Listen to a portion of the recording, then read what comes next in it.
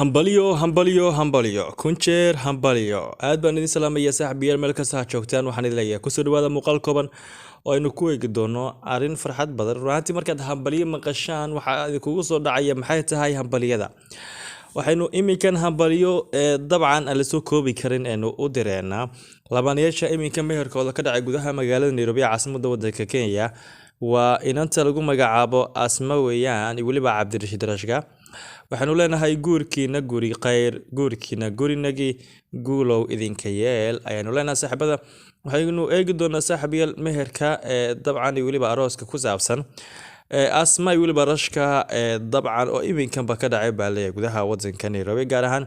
magaalada caasimadda ah ee Kenya xog ku saabsan ayaynu eegi doonaa saaxiibada runtii dad badan oo markaasi caanka ah baraha bulshada ayaa hambalyo diiran hawada u marayay anaka qudheerana waxaanu leenahay soo dhawaada saaxiibada kun jeer hambalyo bal subscribe noo saara sidoo kale YouTube-keena like dabcan noo saar waxaan idin leeyahay soo dhawaada muuqaalkan oo dhameystiranna iminkan waa daawaneysaan وهجاج صاحبي الروحانتي وفرحات ويان مركز داركت الله بالله ماني ومركزي برها عان كعب بالشذا سيدو كلاتنا إيش جورسدان روحانتي دوانا يهد مركي عبد الرشيد رشكي ولا بس بلا ودي سؤال شاسي أو يهد لبدينا متشعيل ميادين كده حيا مسي أسماء أيا طبعا من جعل أيا كده حيا مسي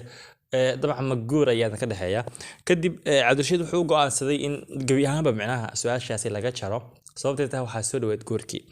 xafladii guurka la gaaray hambalyo kunjeer hambalyo Cabdirashiid Rashka waliba Asma oo meherkooda ka dhacay gudaha magaalada Nairobi caasimadda waddanka Kenya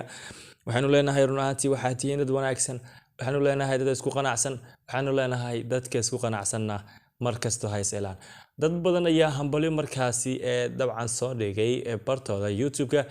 sidoo kale tilmaanayaasha qarnigan dabcan saxaafi waliba adna ayaa kamid ah dadka markaasi soo bandhigay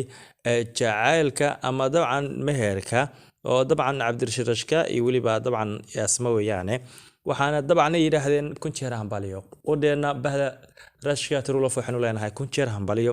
idinkan saaxiibada commentiga hambalida ugu soo dira sababtoo waa arrin farxad weeyaan waa arrin markaasi dabcan kali laab weeyaan waxaanu leenahay saaxiibada haddaba Allah ha ka dhigo dad markaasi isku raaga sidoo kale Allah ha ka dhigo dad markaasi waligooda isku qanacsan Allah ha ka dhigo dad nolosha markasta mataana ku noqda nolosha waa laba mid weeyaan waa in dabcan nolosha aad ku faraxsanaataa waa in dabcan aad ku murugata laakiin markasta waxaanu leenahay lamaanahan ugubka nolosha ku faraxsanaada kulay waynu ogsoonahay dhanka baraha bulshada inkastoo nolosha baraha bulshada aysan faa'iido lahayn laakiin waxaanu leenahay markasto calafka ayaa wax haboon waxaanu leenahay dabcan ku jeerna hambalyo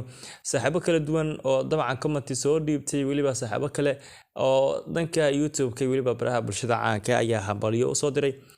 Lihaybe oo kamid ah saaxiibada dabcan ku nool gudaha magaalada Nairobi si gaarana ay saaxiibo yihiin ninka la yiraahdo Rashka ayaa qodiisa kamid ah dadka hambalyada la wadaagay marka saaxiibada muuqaalkan hambalyo weeyaan qof kasto oo dabcan muuqaalkan daawanaya waxaanu leenahay dabcan hala soo dhawaado kulay commentiga qaybta hoose maxaa la yiraahdaayo ha loogu diro dhankii hambalyada sababta birita kama aad ku dhacda markaad guursato waa jeclaanayd Soomaa inaad hambalyo dabcan hawada lagu soo mariyo markaasi dabcan aad u jeceshahay adigana la jeclaaw oo dabcan muuqaalkan subscribe noo saara like-tana nagu caawiya saaxiibada intan ayaa ku hakinayaan kusoo gabagabeynaya muuqaalkan waxaan idinka codsanayaa in YouTube-ka Rashka Trulof noo subscribe gareysaan saaxiibada dhamaantiin isku duban oo leh noole kulanti oo waxaan idin leeyahay salaamu alaykum